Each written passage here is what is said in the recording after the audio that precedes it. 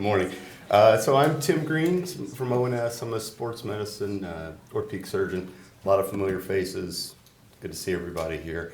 So we're going to talk about sports specialization, and this is a silent epidemic. So what's going to happen is Dr. Sethi's going to get up here and talk to you in a little bit about the biggest hot topic epidemic out there is opioids and opioid addiction and overuse.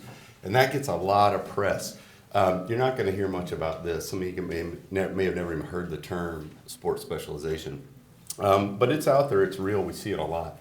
So we all know the benefits of sports, teamwork, socialization, leadership, discipline. Kids, we all get this. It's something that goes through life and teaches a great value to our kids.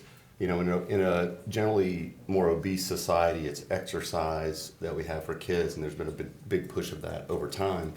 But what goes along with that are some downsides, and there are injuries that are real, and there's an impact of sports. So, there's 30 million kids that participate in sports, which breaks down to about 4 million injuries, and that's through college and high school and adolescence. And a lot of us here talking today have built a career on sports medicine on these injuries. So there's a lot of them that are real there. And this has really increased over the last few decades. This is something that we've seen really spike up over time.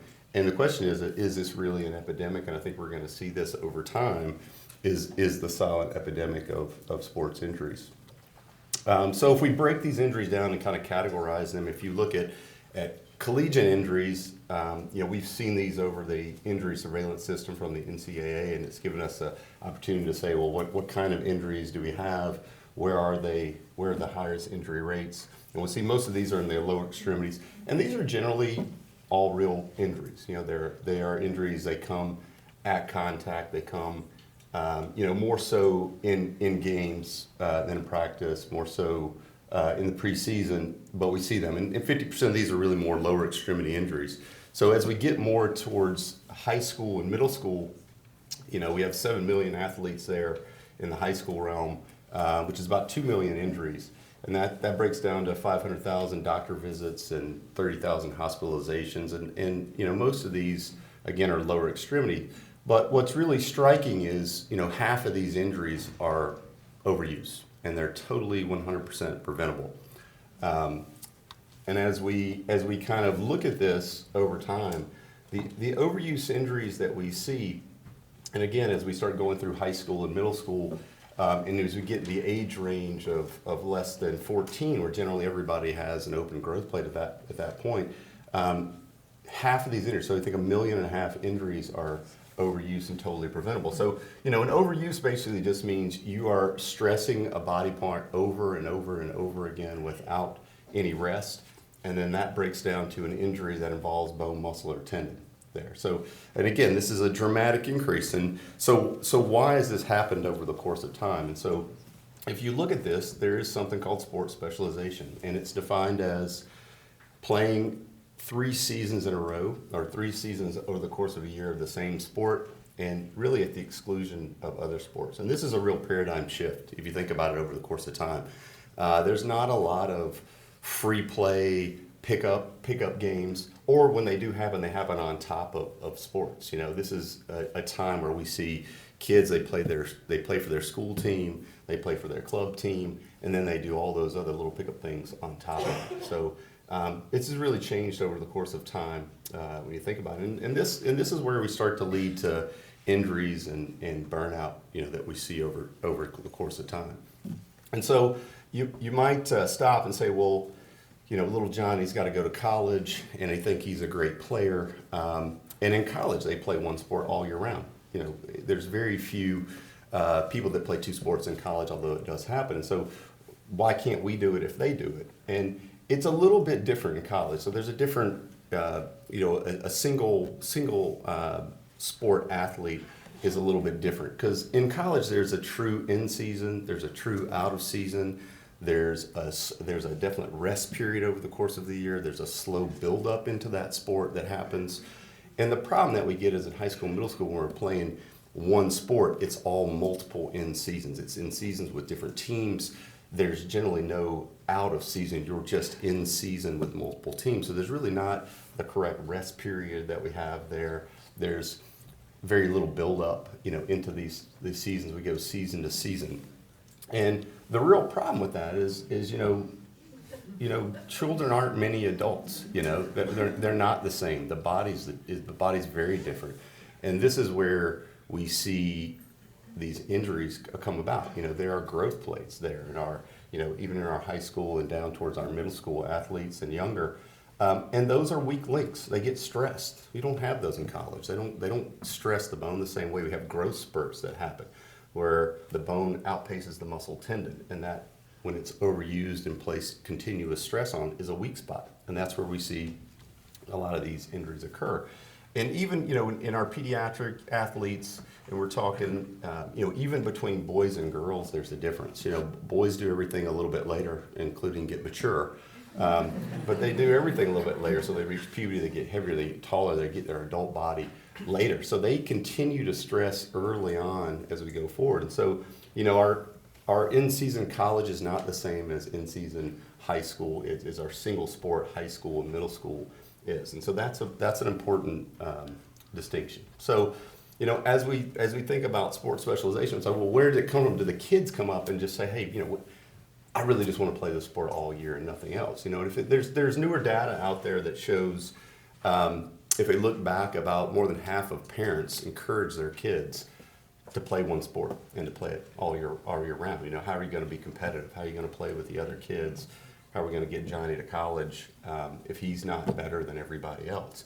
And in that data, only about 13% of kids really balance their sports equally. So there's a real propensity for playing one sport continuously. And so if we're smart, we'll say, well, we'll just get extra help for our kids. We'll get a coach, we'll get their professional trainer. We'll get some privates for them, and they actually show increased injury risk with those, because those are all time on top of the sport that you'll see. And the more hours we put into sport, the more injury risk we see as we go forward over time, particularly with our younger adolescent athletes with growth plates that are still there, that still can be stressed. And so we think about earlier specialization, which happens, this happens under 12, it happens at 10, it happens at 9, we'll see it at 8, the soccer goes all year, very different sports.